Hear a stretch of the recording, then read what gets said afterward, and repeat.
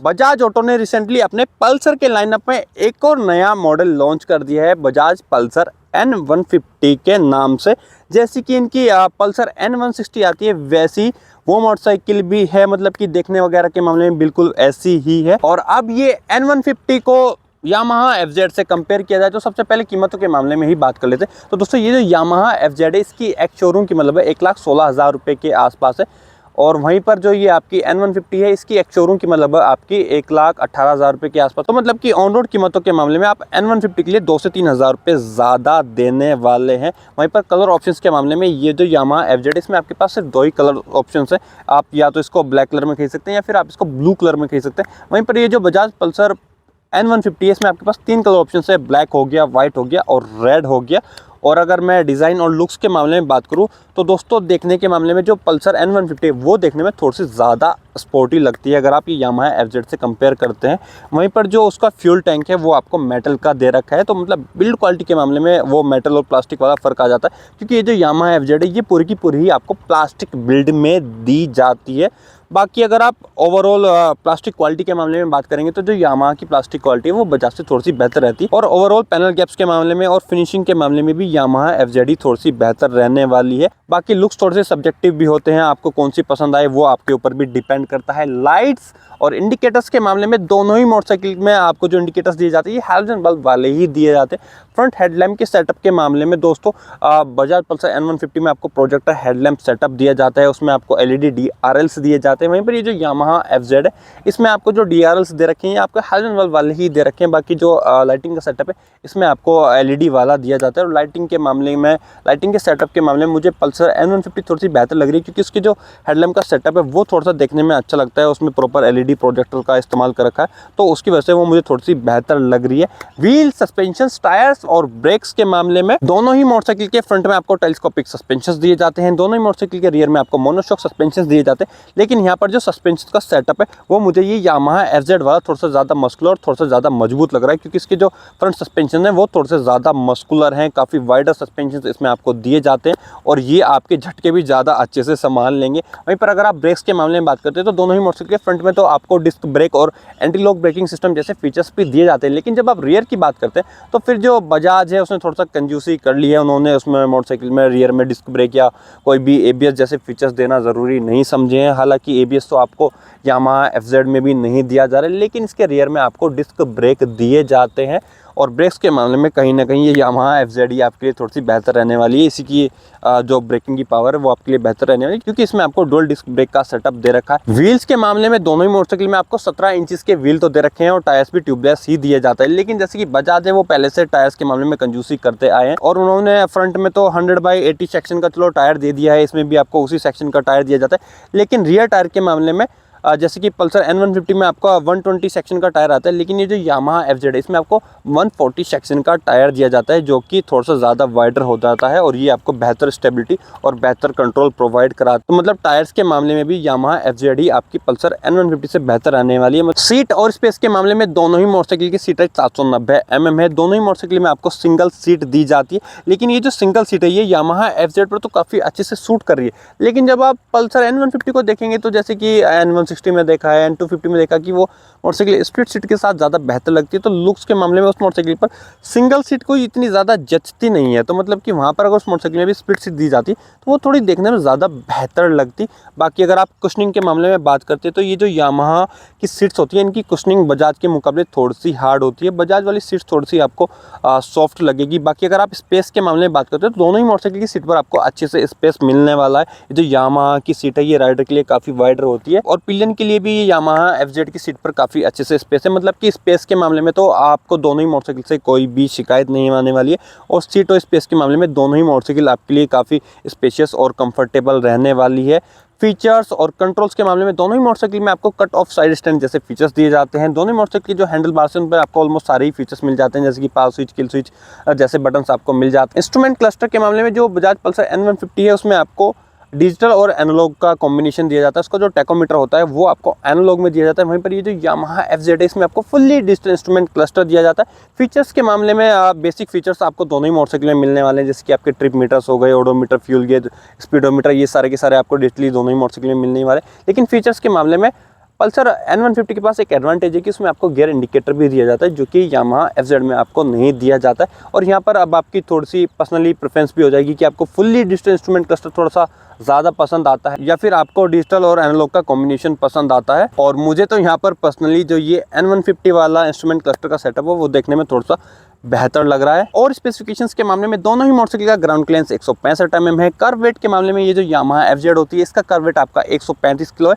वहीं पर ये जो आपकी पल्सर N150 है उसका कर्व वेट 145 किलो का है, मतलब कि 10 किलो का कर्व वेट का फर्क आ जाता है। यामाहा FZ पल्सर N150 के मुकाबले 10 किलो तक हल्की है और इसका फर्क इसके माइलेज और हैंडलिंग पर पड़ता है। फ्यूल टैंक कैपेसिटी के मामले में यामाहा FZ की फ्यूल टैंक कैपेसिटी 13 लीटर की है, वहीं पर जो बजाज पल्सर N150 की फ्यूल टैंक कैपेसिटी है वो आपकी 14 लीटर की है, मतलब कि उसमें आपका 1 लीटर पेट्रोल ज़्यादा आ जाएगा। इंजन और गियर बॉक्स के मामले में दोनों ही मोटरसाइकिल में आपको 150 सीसी के एयर कूल्ड इंजन दिए जाते हैं। दोनों ही मोटरसाइकिल में आपको 5 स्पीड गियर बॉक्स दे रखे हैं, लेकिन पावर फिगर्स के मामले में थोड़ा सा फर्क आ जाता है, क्योंकि जो पल्सर N150 है वो आपकी लगभग 14 bhp के आसपास की पावर और लगभग 13.5 न्यूटन मीटर के आसपास का टॉर्क निकालती है। वहीं पर ये जो यामाहा FZ है ये आपकी 12 bhp के आसपास की पावर और लगभग 13 न्यूटन मीटर के आसपास का ही टॉर्क निकालती है। मतलब कि ऑन पेपर देखा जाए तो N150 ही थोड़ा सा बेहतर पावरफुल महसूस देती है। लेकिन दोस्तों जब आप overall power to weight ratio के हिसाब से देखेंगे तो फिर कोई ज़्यादा बड़ा फर्क नहीं बचता है। और चलाने के मामले में देखिए, जैसे कि N150 थोड़ा सा ज़्यादा पावर निकाल रही है तो उसका एक्सलेशन या फिर टॉप स्पीड थोड़ी सी बेहतर हो सकती है, क्योंकि मैंने भी पल्सर P150 चलाई हुई है तो वही इंजन इसमें भी N150 में दे रखा है, तो वो ये यामाहा FZ से थोड़ी सी बेहतर चलाने में पावरफुल महसूस देती है। लेकिन दोस्तों जब आप रिफाइनमेंट के मामले में बात करते हैं, आप वाइब्रेशंस के लेवल के मामले में बात करते हैं या फिर आप रिलायबिलिटी के मामले में बात करते हैं, तो फिर ये यामाहा वाले 150 सीसी इंजन का कोई भी तोड़ नहीं है। रिलायबिलिटी के मामले में, वाइब्रेशंस के मामले में, स्मूथनेस के मामले में या फिर रिफाइनमेंट के मामले में यामाहा FZ का ही इंजन बेहतर रहने वाला है। और माइलेज के मामले में भी यामाहा FZ पल्सर N150 से बेहतर रहने वाली है। और ये जो मैंने स्पेसिफिकेशंस के हिसाब से कंपैरिजन किया है, इसके हिसाब से तो कुछ मामलों में ये यामाहा FZ बेहतर है, कुछ मामलों में पल्सर N150 अपनी जगह बेहतर है। और यहाँ पर देखिए खरीदने के मामले में मेरा ये कहना है कि अगर आपको थोड़े स्पोर्टी लुक्स चाहिए, आपको कंफर्टेबल मोटरसाइकिल चाहिए और आपको थोड़ी ठीक ठाक पावर वाली मोटरसाइकिल चाहिए, फिर तो आप ये पल्सर N150 के साथ भी जा सकते हैं। लेकिन अगर आपको ज़्यादा भड़कीली दिखने वाली मोटरसाइकिल नहीं चाहिए, आपको कंफर्टेबल भी मोटरसाइकिल चाहिए और आपको मोटरसाइकिल से पावर के मामले में ज़्यादा झूझां तो नहीं करनी है, लेकिन आपको रिफाइनमेंट अच्छी चाहिए, आपको वाइब्रेशंस नहीं बर्दाश्त करनी है, आपको एक रिलायबल और एक भरोसेमंद इंजन चाहिए, आपको माइलेज मोटरसाइकिल से अच्छा चाहिए और आपको अपने पैसे के ऐसे प्रोडक्ट पर लगाने हैं जो कि काफ़ी लंबे टाइम से मार्केट में हो और काफ़ी लंबे टाइम तक मार्केट में रहने वाला है, जो कि जल्दी से डिसकंटिन्यू ना होने वाला हो या फिर जिसके डिसकंटिन्यू होने के कोई भी चांसेस ना हो, तो फिर तो आपको ये अपने पैसे यामाहा FZ पर ही लगाने चाहिए। और बजाज पल्सर वालों के लिए मेरा ये कहना है कि देखिए बजाज का कोई भरोसा नहीं है। देखिए जैसे P150 थी, 10 महीने के लिए वो लेकर के आए, अब वो डिसकंटिन्यू कर दी, अब वो N150 को लेकर के, तो कोई भरोसा नहीं है कि कल को N150 लंबे टाइम तक चलने वाली है। हो सकता है बजाज वाले उसको भी डिसकंटिन्यू कर दे। और उसका रीज़न ये कि देखिए इस सेगमेंट में बजाज के पास काफ़ी सारी मोटरसाइकिल्स है। जिसको पल्सर लेनी होती है वो या तो रेगुलर 150 के साथ चला जाता है, या फिर जिसको पल्सर लेनी होती है और जिसको थोड़े स्पोर्टी लुक्स ही चाहिए होते हैं वो फिर सीधा या तो NS सीरीज पर चला जाता है या फिर वो N160 के साथ चला जाता है। और जब कोई प्रोडक्ट फ्लॉप हो जाता है तो देखिए कंपनी पे तो कोई फ़र्क नहीं पड़ता, कंपनी तो उसको बनाना बंद कर देती है, उसकी जगह उसी प्रोडक्ट को नए नाम से या फिर अपने नया प्रोडक्ट लॉन्च कर देती है। लेकिन जिन लोगों ने उस प्रोडक्ट पर अपने पैसे लगाए हुए होते हैं, जो कि अर्ली स्टेज पर उस प्रोडक्ट पर भरोसा कर लेते हैं, तो उन पर थोड़ा सा फ़र्क पड़ जाता है। और वो फ़र्क ऐसे पड़ता है क्योंकि देखिए पहली बात तो जो प्रोडक्ट 1-1.5 साल में ही बंद हो गया वो ज़्यादा नंबर में बिका नहीं होगा, और जब कोई प्रोडक्ट ज़्यादा नंबर में बिका नहीं होगा तो उसके स्पेयर पर कंपनी इतना ज़्यादा ध्यान नहीं देगी। कोई भी जो आपके थर्ड पार्टी वेंडर्स हैं जो इनका सामान आपको लोकल मार्केट में मिल जाता है, वो ऐसे प्रोडक्ट का सामान नहीं बनाएंगे जो कि बिकाई 1000-2000 की यूनिट में हो। तो ऐसी मोटरसाइकिल का कोई भी स्पेयर पार्ट बनाना ज़रूरी नहीं समझता है और बाहर मार्केट में आपको ईजिली स्पेयर पार्ट्स भी नहीं मिलते। दूसरा दोस्तों रीसेल वैल्यू बिल्कुल जीरो हो जाती है, क्योंकि आज के टाइम में कोई भी नहीं चाहता ऐसी मोटरसाइकिल को खरीदना जो कि साल-1.5 साल में फ्लॉप हो गई हो या फिर जिसको कोई जानता ना हो, कोई खरीदता ना हो। और ऐसे में आपकी उस मोटरसाइकिल की कंडीशन कैसी भी हो, आपको उसकी रीसेल वैल्यू अच्छी नहीं मिलने वाली है।